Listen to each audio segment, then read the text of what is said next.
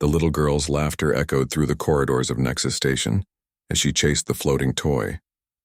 Jiwoo was only 7 years old, and everything about the massive space station amazed her. The toy bobbed and weaved through the air, its soft blue glow leading her deeper into sections she had never seen before. Her mother, Dr. Hana, was attending a conference in the science wing. She had told Jiwoo to stay in the visitors' lounge, but the toy had escaped through the door when someone left. The girl didn't think about rules or restrictions. She only wanted her toy back. Corporal Tae-hyun stood at his security post near the diplomatic quarter. He was a tall man with tired eyes, a former soldier who had seen action in the colony wars. Now he worked station security, a quieter job that still let him serve humanity. He watched the monitors carefully, noting the various alien delegates moving through the halls. His radio crackled. "Taehyun, we have a child in Corridor 7. Can you redirect her back to the civilian areas?" He smiled slightly. Kids wandered sometimes. The station was fascinating to young minds. Understood. I'll handle it. He left his post and walked toward Corridor 7. That's when he heard the crash. Commander Velkara of the Thalorian Empire was not having a good day. The negotiations with the human delegation had been insulting. These primitive Deathworlders acted as if they were equals to the Thalorian people.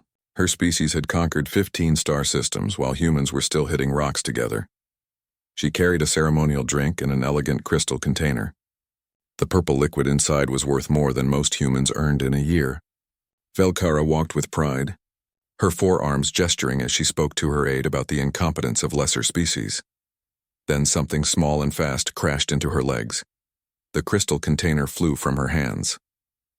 Purple liquid splashed across her pristine white uniform. The container shattered on the floor with a sound like breaking dreams. Velkara looked down. A human child stared up at her with wide, frightened eyes. The girl clutched a stupid floating toy and started to say something that might have been an apology. The commander didn't hear it. She only saw a creature from a death world, a member of a species that dared to think itself civilized. Standing in her presence after ruining her uniform, her primary right hand moved faster than thought. The backhand strike caught Jiwoo across the face with enough force to lift the small girl off her feet. The child flew backward and hit the corridor wall with a sickening crack. She crumpled to the floor and didn't move. Velkara stood over the broken form, breathing heavily. Her aide stepped back, eyes wide with shock. Other aliens in the corridor froze. "Clumsy animal," Velkara said in her language. She looked at her stained uniform and made a disgusted sound. These humans let their spawn run wild like vermin. Taehyun rounded the corner at a run. He had heard the impact even through the corridor walls. What he saw made his blood turn to ice. Jiwoo lay motionless on the floor. Blood pooled beneath her small head. Her right arm was bent at an unnatural angle. The floating toy she had been chasing drifted slowly away, its blue glow reflecting off the red liquid spreading across the white floor. Standing over her was Commander Velkara, looking down at the child with cold satisfaction. Time seemed to slow. Taehyun had seen battlefield injuries before. He knew immediately that the girl was badly hurt, maybe dying. His hand moved toward his sidearm without conscious thought. "Don't move," he shouted in Galactic Common. His weapon was already drawn and pointed at the commander. Velkara turned to look at him. She didn't seem concerned. "I am a diplomatic officer of the Thalorian Empire. You have no authority over me, human." "You just attacked a child," Taehyun said. His voice shook with rage he was barely controlling. "Get on the ground now," the commander laughed. "It ran into me." "I simply moved it aside. If your young are so fragile, perhaps you should keep them leashed." Other security officers arrived. Medical teams rushed forward. Dr. Hana came running from the science wing, having been alerted by the emergency broadcast. She saw her daughter on the floor and the world stopped making sense. "Jiwoo," she whispered. Then louder, "Jiwoo!" She fell to her knees beside the small broken body. Medics were already working, scanners buzzing, instruments flashing. One of them looked at Dr. Hana with grim eyes. Fractured skull. Internal bleeding. 3 broken ribs. "We need to get her to surgery now." They lifted Jiwoo onto a floating stretcher. Dr. Hana followed, holding her daughter's small hand. The girl's eyes were closed. Blood matted her dark hair. She looked so tiny, so fragile. Taehyun watched them go. Then he turned back to Velkara. His weapon was still drawn. Every instinct screamed at him to pull the trigger. "Stand down, Corporal," said Commander Park, the station's head of security. She had arrived with a full security team. "Lower your weapon! Sir, she attacked a child." "I have her on visual." "The cameras caught everything. I know. Lower your weapon." "That's an order." Taehyun slowly holstered his gun. His hands shook. Commander Velkara smiled. "Smart human. You understand the law, at least." She looked at Commander Park. "I am protected by diplomatic immunity under the Galactic Accords, Article 7, Section 3. I cannot be detained, questioned, or prosecuted by non-Thalorian authorities." Commander Park's face was stone. "You seriously injured a child. An accident. The creature ran into me in a restricted area. I was startled and reacted. Surely you don't expect me to tolerate such behavior from unsupervised animals." "You're calling a 7-year-old girl an animal?" Velkara waved a dismissive hand. "Your emotional attachments to offspring are well known, Commander. But they don't change galactic law. I will be filing a formal complaint about the threatening behavior of your subordinate." She gestured at Taehyun. He drew a weapon on a diplomatic officer. "That is a serious violation." The Thalorian aide had been standing silently nearby. Now he spoke. "Ambassador Kiran has been informed. He is coming to collect Commander Velkara. He wants it made clear that any attempt to detain her will be considered an act of war against the Thalorian Empire." Commander Park's jaw tightened. She looked at the blood on the floor, at the broken crystal, at the security footage playing on a nearby monitor showing Velkara striking the child. "Get out of my sight," she said quietly. Velkara laughed again. "Gladly. This section smells of Deathworld primitives." She walked away, her aide following. Her white uniform was still stained with purple. She didn't look back at the blood she was leaving behind. Taehyun stood in the corridor long after they left. He stared at the blood on the floor. Jiwoo's blood. The blood of an innocent child who had only been chasing a toy. Commander Park put a hand on his shoulder. "I know what you're thinking. They can't just walk away from this. They can. They have diplomatic immunity. The Galactic Council will never authorize prosecution. You know how this works." "A child, Commander. She's 7 years old." "I know." Commander Park's voice was heavy. "I've already sent the report to Earth. They'll handle it through diplomatic channels." Taehyun looked at her. "Diplomatic channels. That means nothing will happen. That's not our decision to make. We're station security, not politicians." He nodded slowly, but his mind was already working. He had served in the military for 15 years before taking this posting. He still had contacts, friends who had gone into special operations, people who understood that sometimes the law wasn't enough. In the medical bay, Dr. Hana sat beside her daughter's bed. Jiwoo was in surgery. The doctor said she might survive, but there could be permanent damage. Brain trauma, the kind that changed a person forever. Hana held her daughter's stuffed animal, the one Jiwoo slept with every night. She had brought it from their quarters. Through the window, she could see the blue curve of Earth in the distance. She thought about the alien commander walking away, protected by laws and treaties. She thought about her daughter, broken and bleeding because she had accidentally bumped into someone. Dr. Hana was a scientist. She believed in logic and reason, but she was also a mother, and something cold and hard was forming in her chest.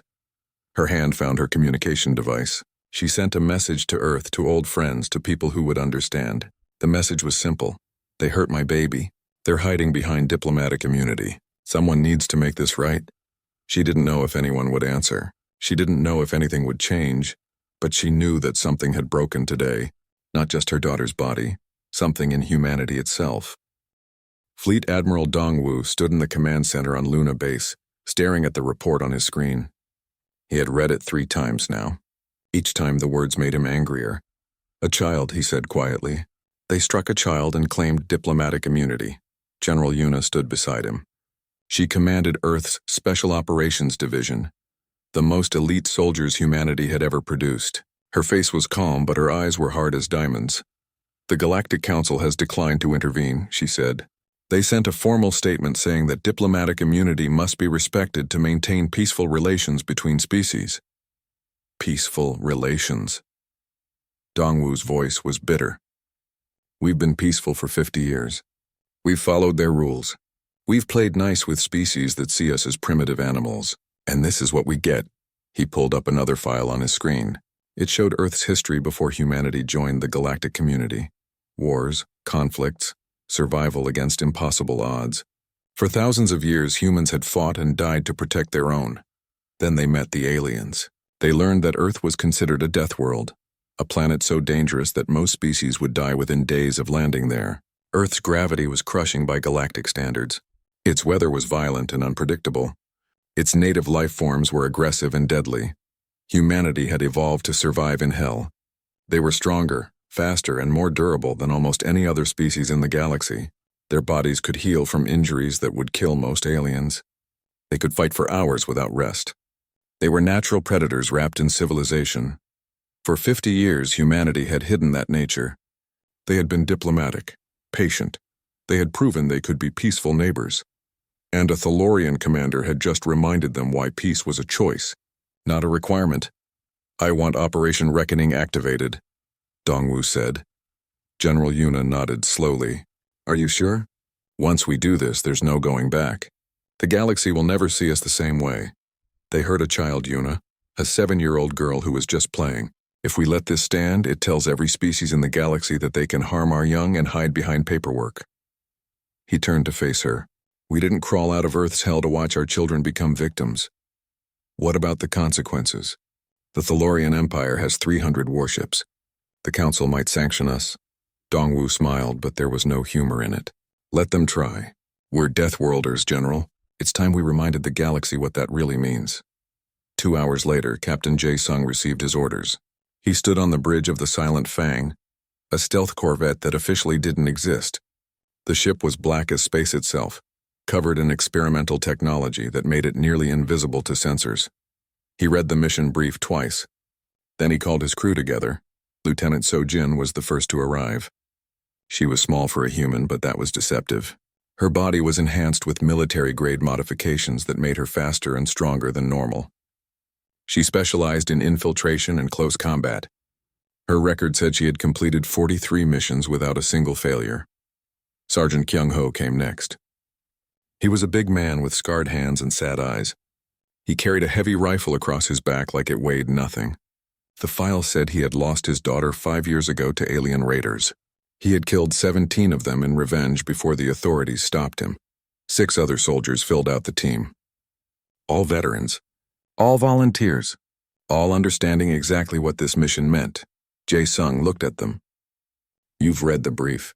A Thalorian commander attacked a human child on Nexus Station. The child is in critical condition. The commander claims diplomatic immunity. The Galactic Council refuses to act. So we're going to act," So-jin said. "It wasn't a question. Yes, we're going to extract the target from Nexus Station. We're going to hold a trial, and we're going to execute her." Jae-sung paused. "This is not a legal operation by galactic standards. We will be violating multiple treaties. The Council will condemn us. Some species will call us monsters." Kyung-ho spoke for the first time. His voice was rough. "They already think we're monsters. We're from a death world. We're too strong, too aggressive, too dangerous. We've spent 50 years trying to prove them wrong." He looked at each member of the team.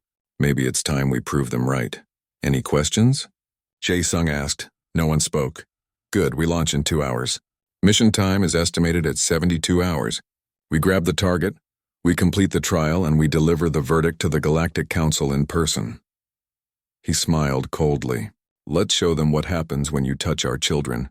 The Silent Fang launched from Luna Base under full stealth protocols. No one saw it leave. No one tracked it through space. It moved like a ghost through the darkness between stars. On Nexus Station, Corporal Tae-hyun sat outside the medical bay. Dr. Hana was inside with Ji-woo. The girl had survived surgery, but she was still unconscious. The doctor said there might be brain damage. They wouldn't know for sure until she woke up. If she woke up. Tae-hyun's communicator buzzed. He looked at it and saw an encrypted message from a military frequency he recognized. His eyes widened as he read it. The message was simple. "Silent Fang en route. ETA 48 hours. We need inside access. Are you willing?"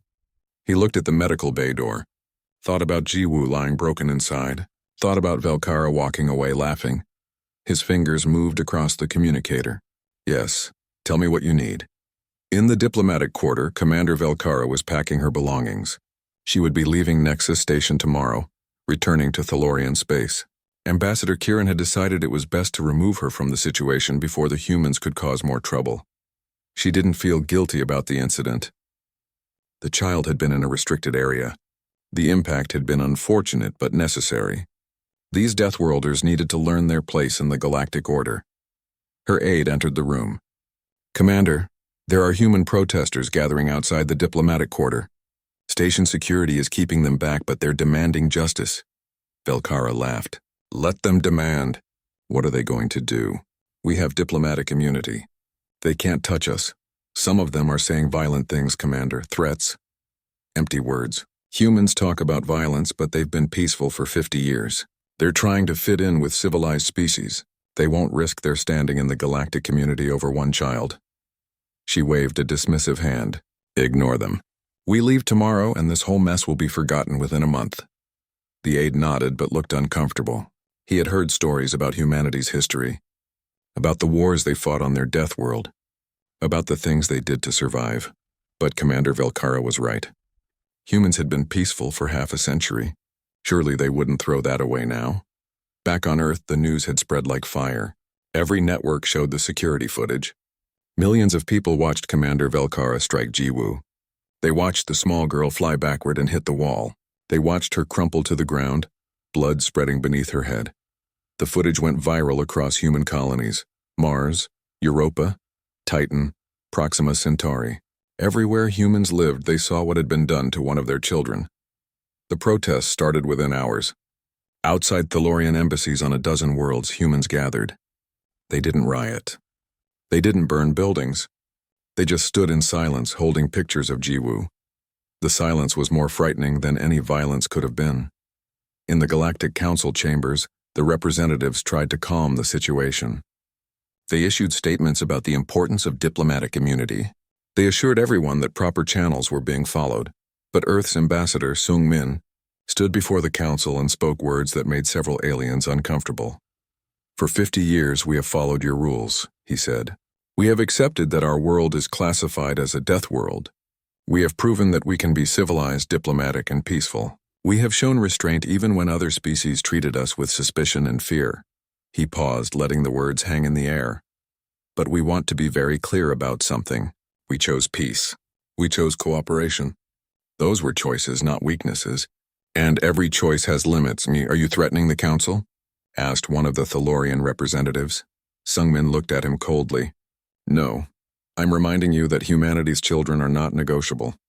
We will protect them by any means necessary. We hope those means can remain diplomatic. But if they cannot... He let the sentence trail off. The council chamber was very quiet. That sounds like a threat, the Thalorian said again. No, Sungmin replied. It's a promise. He walked out of the chamber, leaving the council members to whisper among themselves. Some were angry at the humans' audacity. Others were nervous, remembering old reports about what humans were capable of when threatened. Deep in space, the Silent Fang continued its journey toward Nexus Station. In the cargo bay, Sergeant Kyung-ho cleaned his weapons. He thought about his daughter, taken from him 5 years ago. He thought about Jiwoo, fighting for her life in a medical bay. He loaded his rifle with careful precision. Each round was made from depleted uranium, designed to punch through armor that would stop normal bullets. Humanity didn't use these weapons against other humans anymore. They were too deadly, but they were perfect for what was coming. Lieutenant So-jin practiced her movements in the training area. The Silent Fang arrived at Nexus Station 48 hours after leaving Luna Base. The ship approached from the dark side, using the station's own shadow to hide its approach. No alarm sounded. No sensors detected the black vessel as it slid into position near a maintenance airlock. Captain Jae-sung studied the station layout on his screen. Nexus was huge, a city in space where thousands of beings from dozens of species lived and worked. Finding one target in that crowd should have been impossible, but Corporal Tae-hyun had sent them everything they needed. Security codes, guard rotations, internal camera blind spots. Most importantly, he sent Commander Velkara's exact location and schedule. She's in the diplomatic quarter, room 473, Jae-sung told his team. She has 2 guards outside her door at all times. Thalorian security armed with plasma rifles. The corridor has cameras, but Taehyun is going to create a loop. We'll have a 30-second window. Lieutenant So-jin checked her weapons. She carried no guns. Her body was the weapon. Enhanced muscles, reinforced bones, and reflexes faster than most species could perceive. She wore a simple black suit that would blend into shadows. 30 seconds is more than enough, she said. Sergeant Kyung-ho disagreed. 30 seconds to grab her, sure. But getting out will be harder. The whole station will be on alert.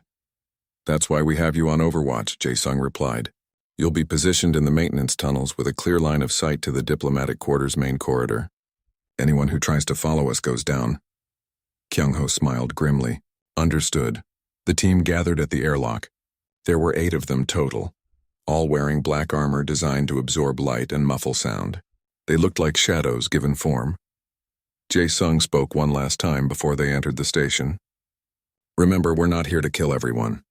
We have one target. We grab her, we leave. Anyone who gets in the way is a legitimate obstacle, but we're not murderers. We're soldiers delivering justice. And if station security tries to stop us, asked one of the soldiers, then they learn why you don't stand between a Deathworlder and his objective. The airlock opened silently. The team moved into Nexus Station like ghosts. Inside the station, life continued normally. Aliens of various species walked the corridors. Shops sold goods from 100 worlds.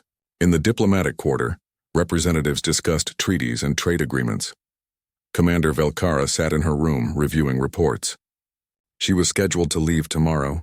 The whole incident with the human child would soon be forgotten. She had already received a message from the Thalorian High Command, praising her for standing firm against human demands. She didn't notice the camera feed outside her door flicker for just a moment. In the security office, Corporal Taehyun's fingers moved across his console. He was supposed to be monitoring Sector 7, but right now he was very carefully creating a loop in the diplomatic quarters surveillance. 30 seconds. That's all the team had asked for. The cameras would show an empty corridor. Nothing unusual. Just another quiet night on Nexus Station. His hands were shaking. He was betraying every regulation he had sworn to uphold. He was helping commandos infiltrate the station where he worked. If anyone discovered what he was doing, he would spend the rest of his life in prison. But he kept thinking about Ji-woo. About the little girl lying in the medical bay with a cracked skull. About Velkara walking away laughing. Some things were worth more than regulations.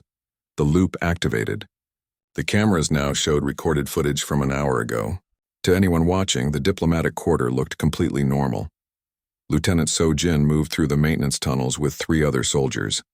The tunnels were narrow, designed for small repair drones. Most aliens found them uncomfortable and claustrophobic. Humans found them easy. Earth's gravity was heavy compared to most worlds. Moving through tight spaces in light gravity felt effortless. They reached the access panel that opened near Velkara's quarters. So-jin pressed her ear against the metal. She could hear voices. The guards talking in their language. She looked at her team and held up 2 fingers. Then she pointed to herself and made a striking motion. They nodded. The panel opened smoothly. So-jin moved faster than the guards could react. The first guard saw a blur of black. Then he felt something impact his throat with crushing force. He tried to raise his plasma rifle, but his arms wouldn't respond. He was unconscious before he hit the floor. The second guard managed to shout a warning. It died in his throat when So-jin's palm strike caught him in the solar plexus. The air exploded from his lungs. He doubled over and she brought her elbow down on the back of his neck. He crumpled. Total time, 4 seconds. The other soldiers moved past her, placing the guards into the maintenance tunnel. They would wake up later with headaches, but they would survive. So-jin approached Velkara's door. It was locked with a diplomatic-grade security system. She pulled out a small device that Taehyun had provided. It plugged into the door's access panel and began cycling through codes. Inside the room, Velkara heard something at her door. She frowned. Guards? Is something wrong? No answer. She stood up, suddenly alert. Her hand moved toward the emergency alarm on her desk. The door opened. 4 human soldiers in black armor entered her room. They moved with frightening speed, crossing the distance before she could reach the alarm. So-jin grabbed Velkara's wrist and twisted. The alien commander gasped in pain and dropped to her knees. Before she could shout, a hand covered her mouth. Another soldier injected something into her neck. Velkara's eyes went wide with fear and rage. Then the sedative took effect. Her body went limp. Target secured, Sojin whispered into her communicator. Exfiltrating now. They lifted Velkara and moved back into the maintenance tunnel. The entire operation had taken 18 seconds. Alarms started blaring 5 seconds after the 30-second window ended. Someone had noticed the guards were missing. Station security began flooding the diplomatic quarter. Commander Park's voice came over every speaker. All personnel, we have a security breach in the diplomatic quarter. Possible kidnapping. All security teams respond immediately. Sergeant Kyung-ho was already in position. He lay in a maintenance tunnel that had been converted into a sniper's nest. His heavy rifle was braced against his shoulder. Through the scope, he could see station security personnel running toward the diplomatic quarter. His communicator crackled. Overwatch, this is Alpha Team. We're moving to extraction point. Multiple hostiles converging on our position. I have visual, Kyung-ho replied calmly. You're clear. A security team rounded the corner ahead of Sojin's group. 6 aliens armed with stun weapons and plasma pistols. They saw the humans carrying an unconscious body and shouted for them to stop. Kyung-ho's finger touched the trigger.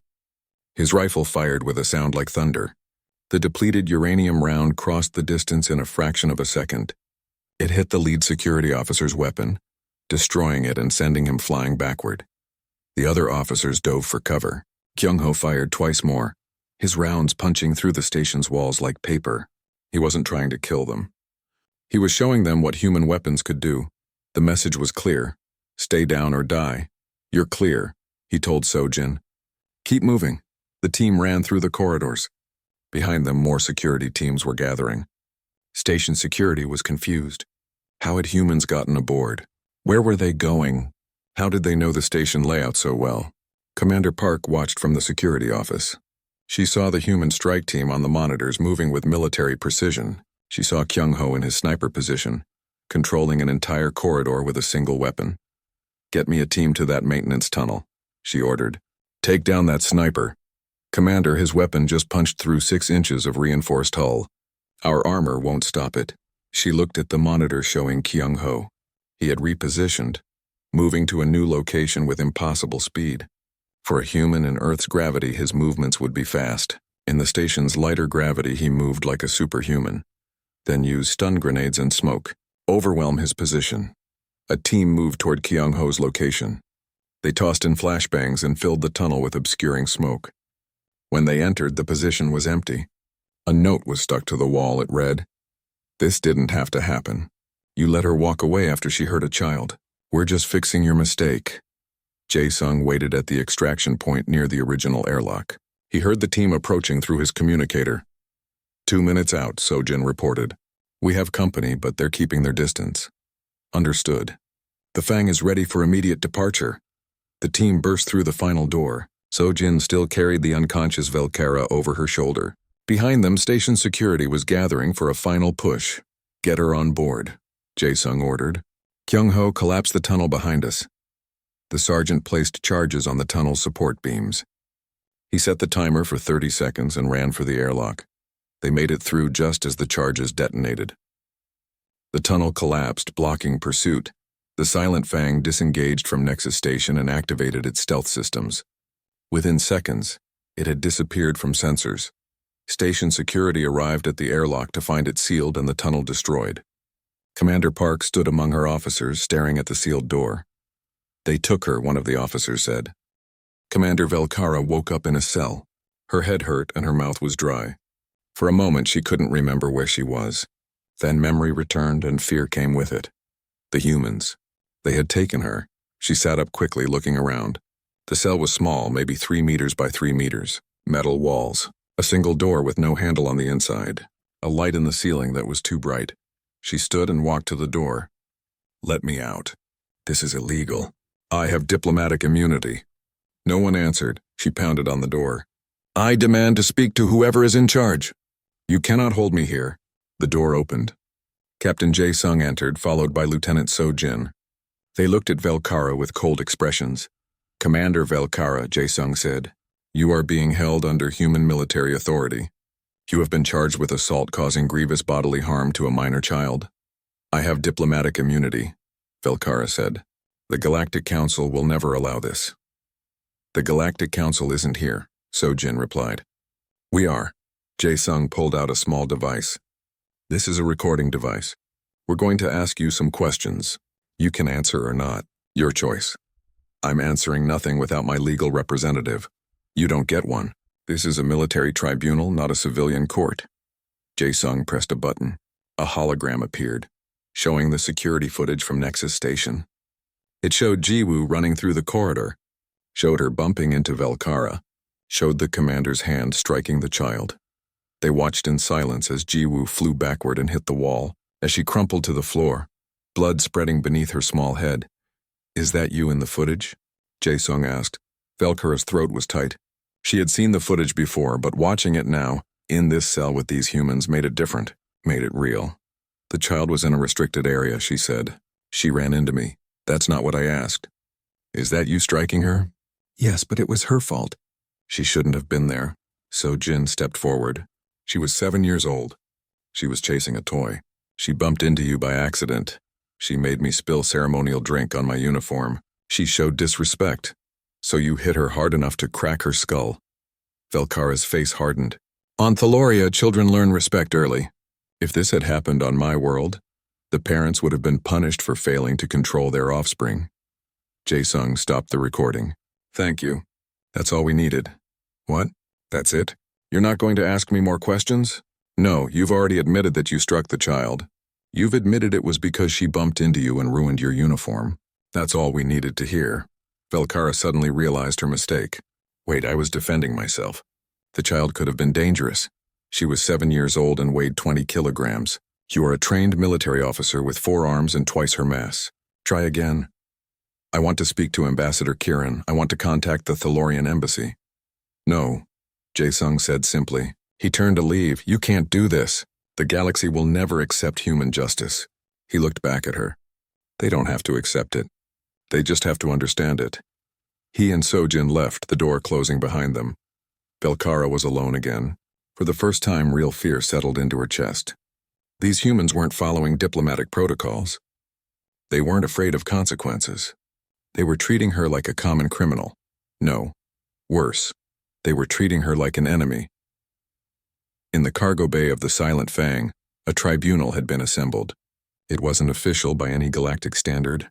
There were no lawyers, no judges appointed by a council, no representatives from multiple species. There were only humans. Soldiers who had seen the footage, who had read the medical reports about Jiwoo's injuries, who understood what had been done. Captain Jae-sung stood at the front of the assembled group. We've completed our investigation. Commander Velkara has admitted to striking the child, Jiwoo, aged 7 years. She claims it was because the child bumped into her and caused her to spill a drink. Medical reports show the child suffered a fractured skull, internal bleeding, 3 broken ribs, and possible permanent brain damage. He paused. Under human military law, assault causing grievous bodily harm to a minor child during peacetime is punishable by death. Under the circumstances, with the victim being unable to defend herself and the assault being unprovoked, there are no mitigating factors. Sergeant Kyung-ho stood. I request permission to serve as executioner. Everyone in the room knew why. 5 years ago, alien raiders had killed his daughter. He had never gotten justice. The raiders had escaped into neutral space where human law couldn't reach them. Now he had a chance to deliver justice for another child. Jae-sung nodded. Permission granted, the tribunal voted. It was unanimous. Commander Velkara was found guilty. The sentence was death. They brought her from her cell. She looked at the assembled humans and saw no mercy in their eyes. These weren't diplomats or politicians. These were soldiers. Warriors from a death world. You can't do this, she said. The Galactic Council will declare war on humanity. Let them, Kyung-ho said quietly. He stood holding his rifle, the same weapon he had used to cover the team's extraction. You hurt a child. You laughed about it. You hid behind diplomatic immunity. It was one child. One accident! It wasn't an accident. We have your recorded confession. You struck her because she made you angry. You used lethal force against a defenseless child. Velkara looked around desperately. Please, I'm sorry. I made a mistake. Let me go and I'll apologize. I'll pay compensation to the family. Jae-sung stepped forward. Commander Velkara, you have been found guilty by tribunal. The sentence is death. Do you have any final words? She fell to her knees. Please, I don't want to die. I was just following Thalorian cultural norms. We don't value children the way you do. That's not our problem, Sojin said coldly. You were on a neutral station. You harmed a human child. You should have known there would be consequences. I have diplomatic immunity. Not anymore. Kyung-ho raised his rifle. Velkara screamed, but there was no one to hear her except humans. And none of them were going to save her. The rifle fired once. The sound was deafening in the enclosed cargo bay. Velkara's body fell backward, lifeless. For a moment, no one spoke. Then Kyung-ho lowered his weapon. His hands were shaking, but his face was calm. For Jiwoo, he said quietly, and for every other child who deserves to be safe. The body was placed in cryogenic storage. They would need it for what came next. On Nexus Station, Dr. Hana sat beside her daughter's bed. Jiwoo had been unconscious for 3 days now. The doctor said her brain was healing, but slowly. There might be permanent damage, memory loss, difficulty learning, personality changes. Her beautiful, bright daughter might never be the same. A nurse entered. Dr. Hana, there's someone here to see you. I'm not seeing anyone. He says he's from Earth Defense Force. He has information about Commander Velkara. Hana's head snapped up. Send him in. A man in civilian clothes entered. He was young, maybe 30, with hard eyes. Dr. Hana, I'm Lieutenant Minsu, Earth Special Operations. I have a message for you. What message? He pulled out a small data chip. This contains video footage of a military tribunal held aboard the ship Silent Fang. The tribunal found Commander Velkara guilty of assault causing grievous harm to your daughter. The sentence has been carried out. Hana stared at him. Carried out? What does that mean? Commander Velkara is dead, ma'am. She was executed by human military authority 3 hours ago. The room seemed to spin. Dead, but diplomatic immunity. We decided that some things are more important than diplomatic immunity. Your daughter is one of those things. Hana looked at Jiwoo, still unconscious in the bed. She thought about the alien commander walking away laughing, and now that same commander was dead. She should have felt something. Relief. Satisfaction. Justice. Instead, she just felt tired. What happens now? She asked. Now we deliver the message to the Galactic Council. We want them to understand that humanity's children are protected by more than laws and treaties. They're protected by us. The Council will demand retaliation. The Thalorians will want war. Maybe. But they'll also think twice before hurting another human child. He handed her the data chip. This is for you, if you want to see it. If you want to know that justice was done. Hana took the chip with shaking hands. Thank you. Lieutenant Minsu nodded and turned to leave. At the door he paused. Dr. Hana, the men and women who did this, they're risking everything. Their careers, their freedom, maybe their lives. They did it because they believe some things are worth any price. Your daughter is worth that price. He left. Hana sat holding the data chip, tears running down her face. She didn't watch the footage. She didn't need to. She just held her daughter's hand and whispered, You're safe now, baby. You're safe. Aboard the Silent Fang, Captain Jae-sung plotted a course. Their destination was Concordia Prime, the seat of the Galactic Council. It was deep in neutral space. Protected by the combined fleets of a dozen species, they were going to fly straight into the heart of galactic authority and deliver a message written in blood. Are we really doing this? Sojin asked. Yes, they'll try to stop us, arrest us, maybe kill us. I know, and we're going anyway. Jae-sung smiled. It was not a happy expression. We're Deathworlders, Lieutenant. Our ancestors fought predators with nothing but sharp sticks. They survived ice ages and plagues. The Silent Fang approached Concordia Prime like a shadow moving through starlight. The planet was beautiful. A carefully maintained garden world where the Galactic Council made decisions that affected billions of lives across hundreds of worlds. 12 different species maintained defense fleets around the planet. Sensors monitored every approach vector. Weapons platforms could destroy a capital ship in seconds. None of them detected the human corvette until it was already past their perimeter. This is Concordia Defense Control to unidentified vessel. You have violated restricted space. Identify yourself immediately, or you will be fired upon. Captain Jae-sung opened a communication channel. His voice was calm. "This is Captain Jae Sung of the Earth Defense Force ship Silent Fang. We request permission to address the Galactic Council." There was a long pause. Then negative. "No unauthorized vessels are permitted near Concordia Prime. You will turn back immediately. We have information regarding the assault on a human child on Nexus Station. The Council needs to hear this. Submit your information through proper diplomatic channels. You are ordered to leave this space now." Jae Sung looked at his crew. Lieutenant Sojin stood ready. Sergeant Kyung Ho had his weapons prepared. The others waited for orders. "Concordia Defense Control, we are coming in. You can open the way or we can make our own. Your choice. You are threatening us?" "No, we're informing you of our intentions. We have no wish to harm anyone. But we will deliver our message to the Council. This is not negotiable." Multiple warships began moving to intercept. Fighter craft launched from orbital platforms. Weapon systems powered up. The Silent Fang didn't slow down. "They're going to fire on us," Sojin said quietly. "Maybe," Jae Sung replied. "But they know what we are. Humans from a death world angry about an attack on a child. They're wondering if we're desperate enough to take some of them with us. Are we? They don't know that we're not."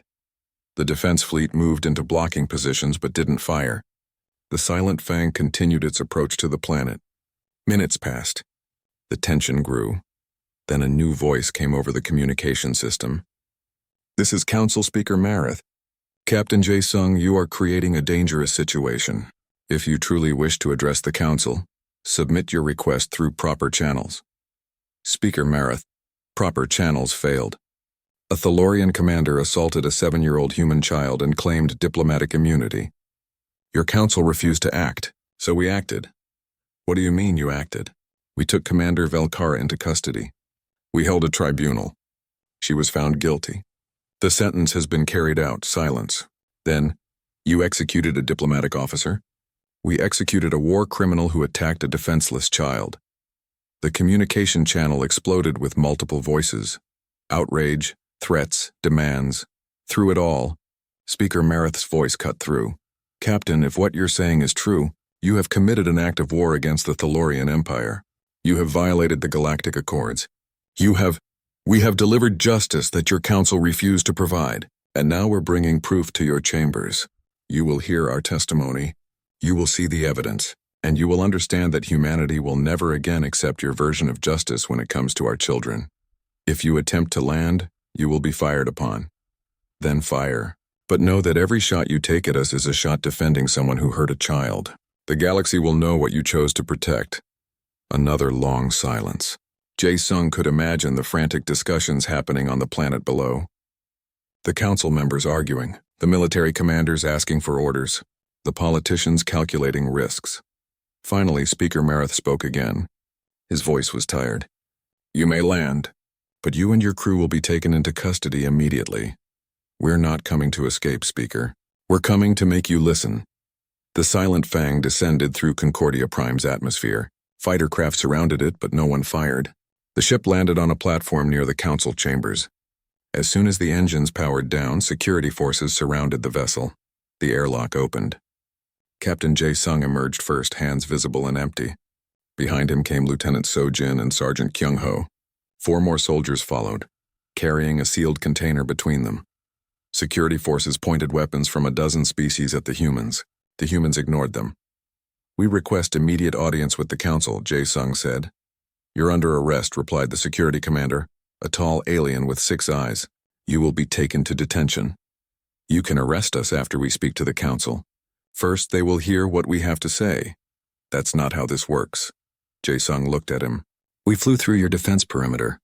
We landed on your planet. We're standing here surrounded by your weapons. If we wanted to escape, we wouldn't have come. We're here to deliver a message. Now either take us to the Council chambers or shoot us. Either way, the galaxy will know what happened here today." The security commander looked uncertain. He spoke into his communicator in a language the humans didn't understand. Then he nodded. "You have 15 minutes. Then you will be detained." They walked through the halls of power. Alien beings stepped aside to let them pass. Some looked curious. Others looked afraid. All of them stared at the sealed container the humans carried. The Council chambers were enormous. Tiered seating rose in a circle around a central platform. Representatives from 47 species sat in their designated sections. At the top sat Speaker Marith, an old alien with gray skin and wise eyes that had seen centuries pass. The humans walked to the center platform. No one tried to stop them. Speaker Marith looked down at them.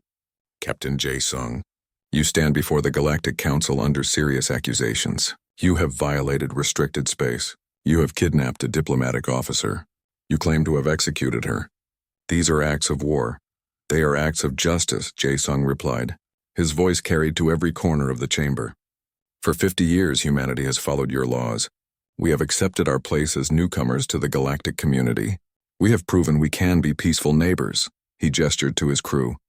"But we never forgot what we are. We come from Earth, a Class 12 death world. Our planet tried to kill us every day. We survived because we learned to fight back. We learned to protect our own." "This does not justify," began a Thalorian representative. "I'm not finished," Jae-sung said coldly. The Thalorian fell silent. 3 weeks ago, Commander Velkara of the Thalorian Empire attacked a human child on Nexus Station. The child's name is Ji-woo. She is 7 years old. She was chasing a toy. He pulled out a device and activated it. A hologram appeared showing the security footage. The council watched in silence as the footage played. They saw Ji-woo bump into Velkara, saw the commander's hand strike the child, saw the small body fly backward and hit the wall, saw the blood. When the footage ended, Jae-sung spoke again. Ji-woo suffered a fractured skull, internal bleeding, and broken ribs. She may have permanent brain damage. She was attacked because she accidentally bumped into someone and made them spill a drink. He looked around the chamber. Commander Velkara claimed diplomatic immunity. The Thalorian Empire refused to waive it. This council, he gestured at the assembled representatives, advised us to accept the situation and pursue diplomatic solutions. "Because that is how civilized species resolve conflicts," Speaker Marith said. "We tried civilization for 50 years. We followed your rules. We trusted your justice. And when one of ours was hurt, you told us to accept it." Jae-sung's voice grew harder. "We're done accepting." Sergeant Kyung-ho and another soldier lifted the sealed container. They placed it on the platform and opened it. The chamber erupted in gasps and shouts. Inside the container, preserved in cryogenic stasis, was Commander Velkara's severed head. "This is barbaric," shouted the Thalorian representative. "This is murder." "This is justice," Jae-sung replied. Commander Velkara was tried by military tribunal. She was found guilty of assault causing grievous harm to a child. The sentence was death. "The sentence has been carried out." Lieutenant So-jin stepped forward. "We are Deathworlders. Our species fought and killed to survive before we built cities. We evolved on a world that rewarded violence and punished weakness. We learned to cooperate, to build civilizations, to reach for the stars, but we never forgot how to hunt. You cannot simply execute diplomatic officers," Speaker Marith's voice boomed. "There are laws, procedures. You have violated every principle the Council stands for. Your principles protected someone who hurt a child," Jae-sung said. "We reject those principles. From this moment forward, humanity claims absolute jurisdiction over any crime involving human citizens, regardless of the perpetrator's status or location. That's not how galactic law works. Then galactic law needs to change, because we will not allow our children to be victims while criminals hide behind diplomatic immunity." The Thalorian representative stood. "The Thalorian Empire will not tolerate this insult. We demand these humans be executed immediately. We demand Earth pay reparations. We demand—" "You demand nothing," Kyung-ho interrupted. His voice was rough but clear. "You hurt one of our children." We responded, "If you want war, we'll give you war. But understand that you'll be fighting a species that evolved by killing things that tried to eat us. Your empire has 300 warships. Earth has 100.